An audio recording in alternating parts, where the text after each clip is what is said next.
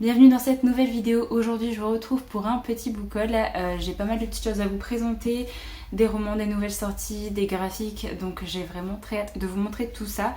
Je pense que je vais commencer par vous montrer les graphiques que je me suis acheté, 3 petits graphiques, des suites de saga que j'attendais avec beaucoup d'impatience. Je me suis notamment pris le tome 6 de la série Sasaki et Miyano de Shu Haruzono. C'est une série de BL que j'adore.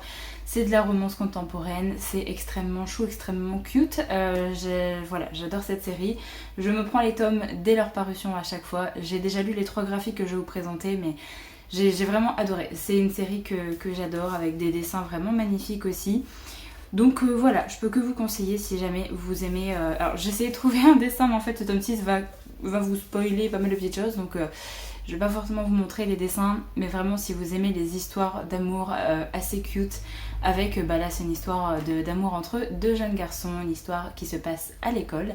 Voilà, je peux que vous conseiller si jamais vous souhaitez lire quelque chose de ce genre-là. Ensuite on change du tout vu que je me suis pris le tome 19 de la série Jujutsu Kaisen, donc c'est Tokyo 1, un homme en colère de Gege Akutami qui est sorti chez Kiun. J'aime beaucoup cette série de shonen, c'est vraiment une de mes séries préférées. J'ai extrêmement hâte d'avoir la suite en animé. J'ai regardé la première saison, j'avais adoré. C'est pour ça que j'ai commencé à lire les mangas d'ailleurs, parce que j'avais commencé avec l'animé et j'aime vraiment énormément. Alors il y a certains tomes où je trouve que l'auteur part assez loin au niveau de ses explications, mais globalement c'est une série qui a énormément de potentiel avec des personnages extrêmement attachants. Donc voilà, j'ai beaucoup aimé ce tome 19, même un peu plus que certains tomes qu'on a eu précédemment, donc je suis très contente de l'arc qui est en cours en tout cas. Et le dernier graphique que je me suis acheté, c'est un manhwa, donc c'est le tome 5 de la série White Blood de Limlina qui est sorti chez la collection Siku de chez Michel Lafon. On arrive au 5e tome et de ce que j'ai compté un petit peu, il devrait y avoir 8 ou 9 tomes je pense pour cette série. J'ai lu ce tome 5 et j'ai adoré parce qu'on a vraiment des informations sur notre personnage principal. Là on a vraiment plus d'infos sur son passé et c'était vraiment excellent. Vous pouvez voir de toute façon il y a des pages noires et en fait c'est que des pages où on se retrouve dans le passé à ce moment là et il y a beaucoup d'informations, c'était trop bien. On commence à savoir un petit peu qui est méchant, etc. Et la suite promet d'être très cool. Donc si vous aimez les histoires un petit peu avec des vampires, n'hésitez pas à vous jeter là-dessus. En plus les dessins sont absolument magnifiques. Alors ensuite j'ai reçu un cadeau d'une des personnes qui regardent ma chaîne. Je l'ai déjà remerciée sur Instagram, mais je tenais vraiment à remercier cette personne. Je sais pas trop si elle veut que je prononce son pseudo, donc je vais éviter de le faire. Mais encore vraiment merci à toi pour l'envoi de ce livre, parce que vraiment je pense que c'était le meilleur cadeau, parce que c'est une série que j'adore et mon auteur chouchou. Donc forcément j'ai vraiment été agréablement surprise en ouvrant le colis, parce que vraiment c'est une série que je souhaite continuer vraiment dans pas longtemps. Donc j'ai reçu le premier tome du tome 4 de la série des Archives de Rochard, donc c'est Rythme de guerre de Brandon Sanderson.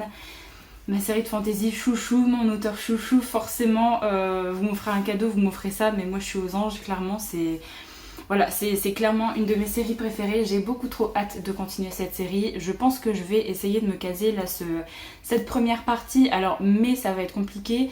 Je pense que ce sera peut-être en juin pour essayer de me caser du coup la deuxième partie pendant l'été. Cet été, je sais pas pourquoi, mais j'ai envie de me faire une palle de briquettes. Je pense qu'il y aura une palle spéciale là pour cet été, parce que j'ai envie de défoncer des gros pavés de ma palle cet été, et je pense que la deuxième partie va en faire partie. J'aimerais bien lire cette première partie avant par contre. Donc beaucoup trop hâte. Merci vraiment énormément à toi pour l'envoi de ce roman. Vraiment je suis vraiment trop contente. Par contre c'est écrit, regardez-moi comment c'est écrit minuscule à l'intérieur. À chaque fois que je prends un tome de cette série, je me dis ça va aller, là ça va être un peu moins gros, je veux dire il a plus autant de descriptions de l'univers que ça à faire, etc. Les livres vont pouvoir être plus aérés.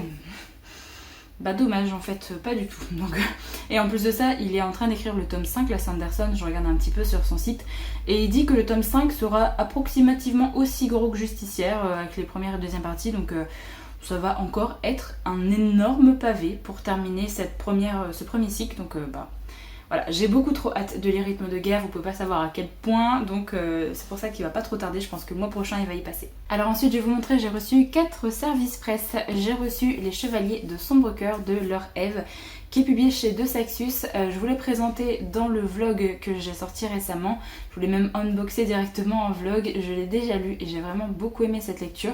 Ça change vraiment de ce qui sort en ce moment, je trouve, et ça fait du bien de sortir un petit peu des fantaisies et de la SF qu'on peut avoir en ce moment. Donc clairement une excellente découverte.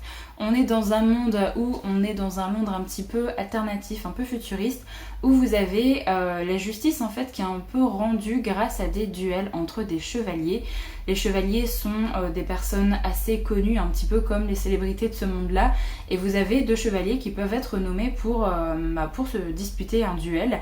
Eux ne savent pas pour qui ils se battent et pourquoi ils se battent. En fait, l'issue de ce duel va un petit peu dire le résultat de par exemple d'un procès entre 2 personnes. Ça va être le résultat là. Nous, dans cette histoire, on va suivre une jeune femme qui souhaite devenir chevalière et qui va tout faire pour entrer dans une écurie pour essayer d'être dans une des meilleures écuries. Mais elle a un petit passé qu'on connaît pas trop. On sait qu'il y a une histoire de vengeance sous ça. Et nous, on va suivre également un deuxième personnage. Vous avez 2 temporalités différentes et on est à chaque fois dans le passé par rapport à un événement précis. Et on est 19 ans auparavant pour la rencontre avec le personnage de Hart, qui est un petit peu le fils illégitime du roi de Londres, et le roi de Londres vient de mourir, donc on va venir le chercher pour qu'il puisse venir dans le quartier de Sombre Cœur et essayer de disputer un petit peu le tournoi qui va se dérouler pour la succession du roi de Londres. On va suivre un petit peu ses péripéties et savoir ce qui va se passer, parce que lui ne voulait absolument pas avoir quelque chose à faire avec ça. Il est fils légitime, il le sait très bien, mais du coup il vivait sa vie vraiment à l'écart de tout ça. Donc on va suivre un petit peu ça, et bien sûr les 2 destins, les 2 personnages, tout va se lier, on va un petit peu comprendre ce qui se passe dans cet univers. Je vous invite à aller voir ma vidéo vlog si jamais vous voulez un résumé et un avis beaucoup plus complet. Mais vraiment ça a été une très très chouette découverte et j'ai hâte de lire le 2e et dernier tome de cette duologie. Alors ensuite je l'ai reçu ce matin, je suis beaucoup trop contente. C'est Cœur de sorcière de Geneviève Gornichek, donc qui est sorti chez Sabran. Donc c'est la nouvelle collection de chez De Saxus et j'ai trop hâte de lire ce livre là.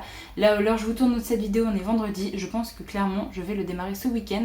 Donc vous aurez mon avis très vite sur ce livre, parce que j'ai trop hâte. Ça parle de mythologie nordique, c'est quelque chose que j'adore, ça fait très longtemps que j'ai rien lu avec ce genre de mythologie, donc autant vous dire que je suis méga hypée. Ici on nous dit qu'on suit le destin d'une sorcière, d'une femme, d'une mère face aux dieux. Angerboda est une sorcière condamnée à l'anéantissement pour avoir refusé de partager tous ses secrets avec Odin, le roi des dieux nordiques. Elle parviendra néanmoins à échapper à la mort en perdant sa mémoire et son cœur au passage.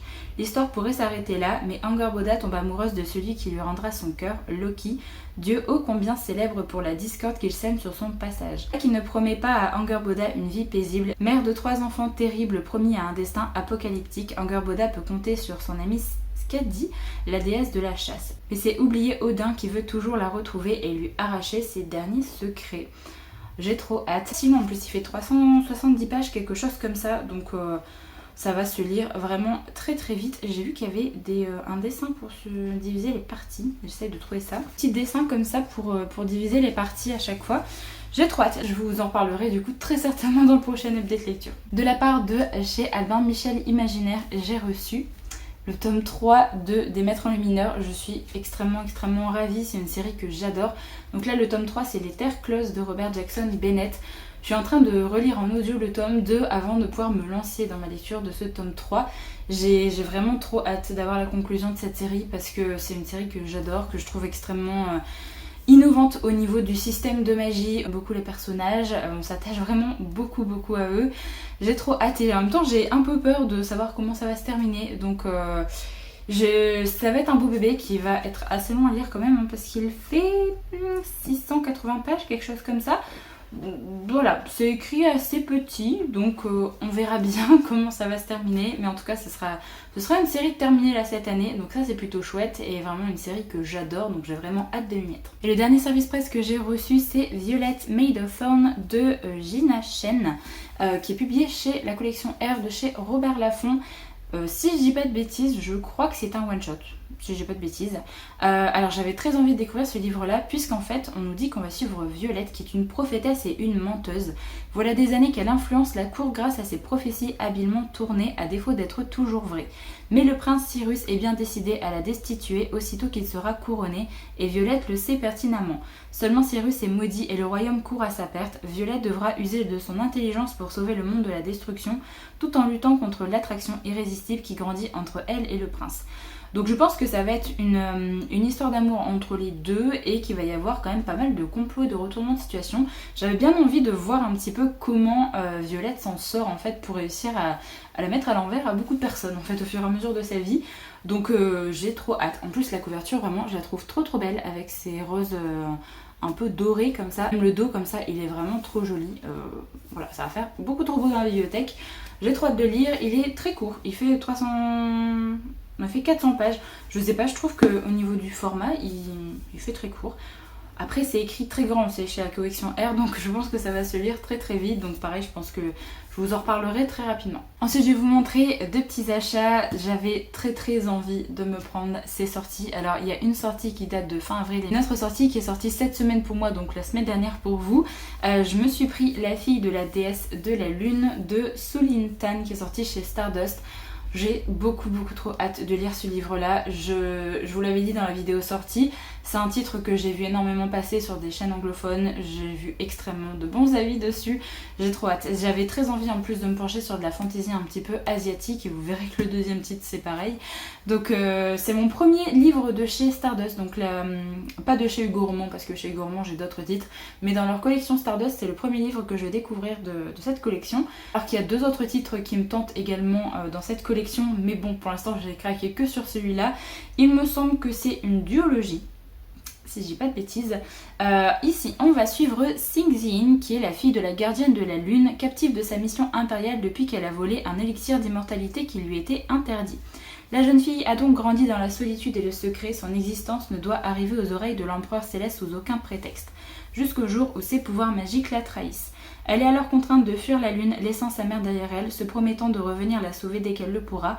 Elle rejoint le royaume céleste où elle rencontre le fils de l'empereur, qui la forme au tir à l'arc. Une étrange force magnétique semble la pousser vers le jeune homme, prince mais donc fils de son ennemi. Mixi-In ne peut pas perdre des yeux sa mission. Elle décide de rejoindre l'armée céleste auprès du mystérieux et imprévisible capitaine Wenzi. Au cours de sa quête entre terre et ciel pour sauver l'honneur de sa famille, Ziyin croisera créatures légendaires et ennemis machiavéliques et parfois insoupçonnés. J'ai beaucoup trop hâte. Donc, l'autrice, elle a étudié à Londres et en France avant de s'installer à Hong Kong. Ok. Franchement, j'ai trop hâte. La couverture est magnifique, vraiment. Alors, j'ai pris le format fluffy parce que c'est ce que je préfère. Donc, la couverture est beaucoup trop belle. Voilà. Je pouvais pas ne pas craquer. Franchement, je suis allée en librairie exprès pour le prendre parce qu'il me tente énormément. Il fait 570 pages quand même. C'est pas rien quand même, je trouve, pour un livre de fantasy young adulte avec des petits dessins au niveau des entêtes de chapitres. J'ai très hâte. Je pense qu'il va y passer. De toute façon, je l'ai mis dans ma palle pour le challenge de Madame Errance, donc le Flowers Book Challenge, donc il va y passer relativement vite. Le dernier titre que j'avais présenté dans la vidéo, c'est également de la fantasy asiatique que j'avais extrêmement hâte de lire. J'ai craqué sur Six couronnes écarlates de Elisabeth Lim qui est sortie chez Rajo. Je suis absolument fan de cette couverture. Vraiment, j'adore ces couleurs-là. Je trouve ça magnifique. En plus, même pour l'édition brochée, ils ont ajouté des petits éléments dorés en fait sur la couverture. Donc je trouve ça trop joli. Donc ici, on va suivre une princesse en exil, un sort à briser, un empire à sauver. Une magie ancestrale et interdite coule dans les veines de Shiori, la plus jeune des 7 enfants de l'empereur de Kyata. Elle découvre que sa belle-mère en est dotée elle aussi pour l'empêcher de dévoiler son secret. La reine, son nom, lui lance un sortilège. Elle transforme ses 6 frères en grues et l'avertit que pour chaque mot qu'elle prononcera, l'un d'eux mourra. Exilée et sans voix, Shiori va devoir se battre pour briser le sort et sauver Kyata d'une terrible conspiration. Pour cela, elle pourra compter sur son mystérieux fiancé qu'elle avait rejeté sans même le rencontrer. Je crois que c'est une duologie également pour cette série-là et j'ai extrêmement hâte que, j'espère que Rajo va sortir également l'autre série de cette même autrice qui en plus a des couvertures avec un même thème en fait. J'essaierai de vous mettre une image là du premier tome et ça a à peu près la même vibe en fait de couverture et je trouve ça magnifique. Donc j'espère qu'après cette duologie ils vont nous sortir son autre série parce que vraiment ça fait très longtemps que j'ai envie de la découvrir et comme c'est de la fantaisie un petit peu asiatique, j'hésite à me lancer en VO. Donc voilà, très contente que ça sorte en français. Il y a des petites grues là à chaque début de chapitre, c'est beaucoup trop joli. Voilà, je veux le lire très rapidement aussi parce qu'il me tente beaucoup. Donc voilà, j'en ai terminé avec ce book haul. J'espère en tout cas que la vidéo vous a plu, vous a peut-être permis de découvrir un des romans que j'ai présenté. N'hésitez pas à me dire si jamais vous avez lu un titre que j'ai présenté dans la vidéo, est-ce que vous en avez pensé. Moi je vous retrouve du coup très bientôt dans une prochaine vidéo, donc en attendant, prenez soin de vous.